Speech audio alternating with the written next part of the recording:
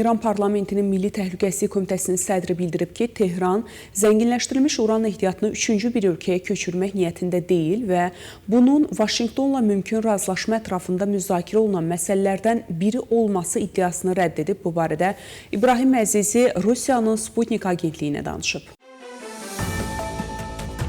ABŞ danışıqlarda etibarlı tərəf olmayıb və Vaşinqton davranışını dəyişməzsə heç bir razılaşma əldə olunmayacaq deyə o bildirib. Əzizi həmçinin bildirib ki, İslam Respublikası Hürmüz boğazının daimi idarə olunmasını hədəfləyir və bunu müvəqqəti addım deyil, uzun müddətli siyasət kimi qiymətləndirir. Xatırladaq ki, onun açıqlamaları İran rəsmilərinin Hürmüz boğazını ABŞ ilə danışıqlarda əsas təzyiq vasitəsi kimi təqdim etməyə davam etdiyi bir vaxtda təsadüf edir. Vaşinqton isə bildirib ki, hər hansı razılaşma İranın nüvə silahı əldə etməsinin qarşısını almalıdır. İranın yüksək səviyyəli xarici siyasət rəsmisi bildirib ki, Çin, Tehran ilə Vaşinqton arasında mümkün anlaşmanın təminatçısı rolunu oynaya bilər. Bu barədə İranın Xarici Əlaqələr üzrə Strateji Şurasının katibi Cəlal Dehqani Firuzabadi İSNA agentliyinə danışıb. O bildirib ki, mövcud şərait İranın Hürmüz boğazı üzərində öz hakimiyyətini nümayiş etdirməsini tələb edir. Bu, yeni strateji vasitə artıq İranın güc elementlərindən birinə çevrilib deyə o bildirib. Tehran və Vaşinqton arasında davam edən danışıqlara toxunan rəsmi Çini mümkün anlaşmanın təminatçısı adlandırıb və bildirib ki, Prezident Donald Trump daha çox anlaşmaya üstünlük verir, yeni toqquşmaya yox. O, danışıqları çox çətin müzakirə olunan məsələləri isə çox mürəkkəb və geniş miqyaslı adlandırıb. Çin, İran və ABŞ arasında münaqişənin həlli istiqamətində Pakistanın vasitəçilik təşəbbüslərini dəstəkləyəcəyini açıqlayıb. Bu barədə Çinin Xarici İşlər Naziri Wang Yi Nyu-Yorkda Pakistanlı həmkarı İshaq Darla görüşündə bildirib. Wang Yi qeyd edib ki, Pakistan danışıqlarda fəal və etibarlı vasitəçi rolunu oynayır. O vurğulayıb ki, Pekin bütün tərəflərin dialoq və danışıqlara sadiq qalmasını, atəşkəsin möhkəmlənməsini və yaxın şərqdə sabitliyin bərpasını dəstəkləyir. Davam edirik. İranın cənub bölgələrində partlayış səslərinin eşidilməsi ilə bağlı xəbərlər yayılarkən, Sepaha yaxın media qurumları cümə axşam saatlarında Hürmüz boğazında bəzi gəmilər istiqamətində atəş açıldığını bildirib. Fars xəbər agentliyi iddia edib ki, İran silahlı qüvvələri ölkənin cənub bölgələrindən müəyyən hədəflərə doğru raket atışı əməliyyatı həyata keçirib. Sepaha yaxın agentlik raketlərin dəqiq hədəfi barədə məlumat verməyib. Bundan əvvəl sosial şəbəkələrdə bu şəhər və Hörmüzqan vilayətlərinin bəzi bölgələrində partlayış səslərinin eşidildiyi barədə məlumatlar yayılmışdı. Sepaha yaxın digər media qurumu olan Təsnim isə bu səslərin dənizdə baş verən hərbi qarşıdurmalarla əlaqəli olduğunu bildirib. Agentlik hava hücumundan müdafiə qüvvələrinin komandanlıq mərkəzinə istinadən yazıb ki, partlayışlar dəniz istiqamətindən gəlib və Hürmüz boğazında qaydaları pozan gəmilərə xəbərdarlıq məqsədilə aparılan atışmalarla bağlı olub.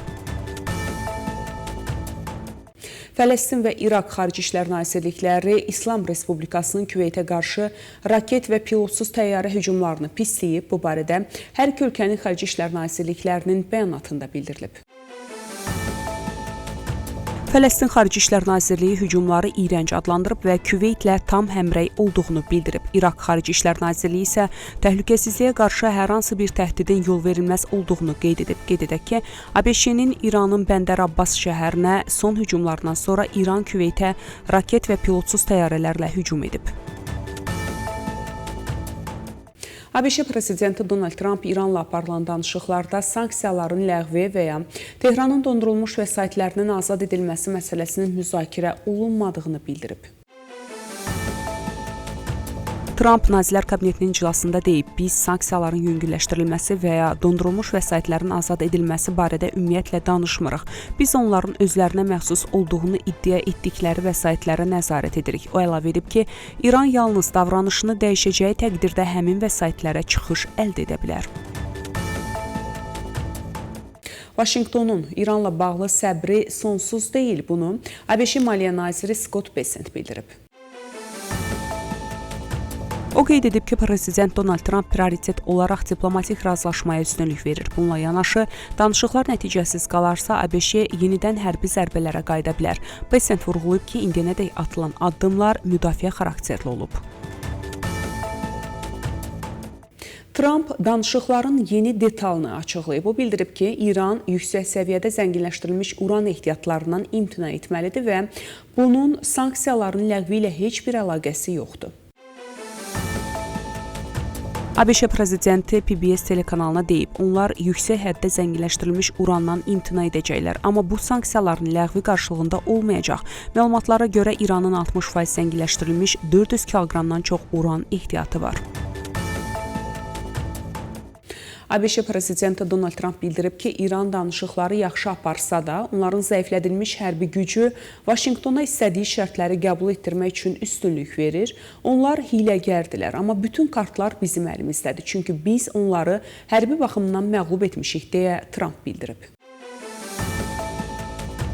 Onların donanması yoxdur. Hər bir gəmi, onların 159 gəmisi var. Hamısı dənizin dibindədir. Onların donanması tamamilə məhv edilib. Onların hərbi hava qüvvələri də tamamilə məhv edilib.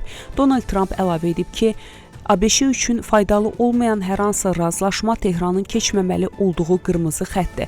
Əks halda ABŞ hərbi əməliyyatları yenidən başlada bilər. Məlumata görə ABŞ və İran Hörmüz boğazı üzərindən gəmiçilik məhdudiyyətlərinin ləğvi və atəşkəsin uzadılması barədə razılaşma əldə edib. Bu barədə Reuters mənbələri isnadən xəbər verib. Lakin Trump hələlik razılığı təsdiqləməyib və İran dövlət mediası da bunun yekunlaşmadığını bildirib. ABŞ administrasiyası hesab edir ki, ayrı-ayrı insidentlərə baxmayaraq İranla atəşkəs rejimi hazırda qüvvədədir. Bu barədə ABŞ-nin vitse-prezidenti J.D. Vance jurnalistlərə açıqlama verib. Onun sözlərinə görə, belə razılaşmalar zamanı müəyyən problemlərin yaranması normaldır. Vance bildirib ki, ABŞ-yə qarşı hücum olarsa Vaşinqton cavab verəcək, lakin ümumi mənzərədə atəşkəsin qorunduğunu düşünür. Mossad İslam Respublikasına qarşı nüfuz etmə və sabitliyi pozma əməliyyatlarını sürətləndirmək üçün gizli bir bölmə yaradıb və bu bölmə Tehranın çöküşünü sürətləndirməyə yönəlmiş daha geniş strategiyanın bir hissəsinə çevrilib.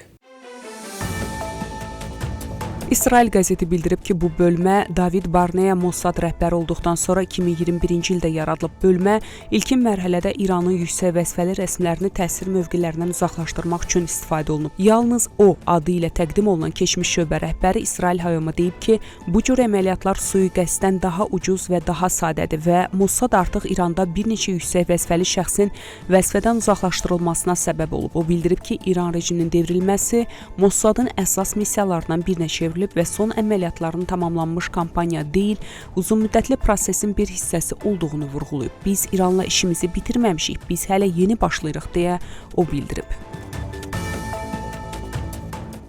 Davam edirik. Böyük Britaniyanın hökumət rabitə qərargahının rəhbəri Ukrayna müharibəsinin başlanmasından bəri təxminən 500 min Rus hərbçisinin öldüyünü açıqlayıb.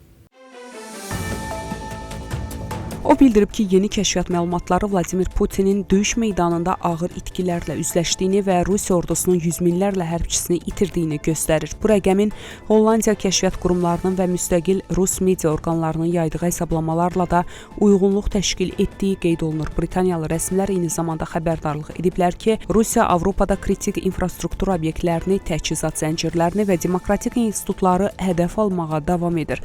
Bu arada yayılan məlumatlara görə Ukrayna qüvvələri son aylarda pilotsuz uçuş aparatlarından geniş istifadə etməklə Rusiya ordusunun irəliləyişini böyük ölçüdə dayandıra bilib.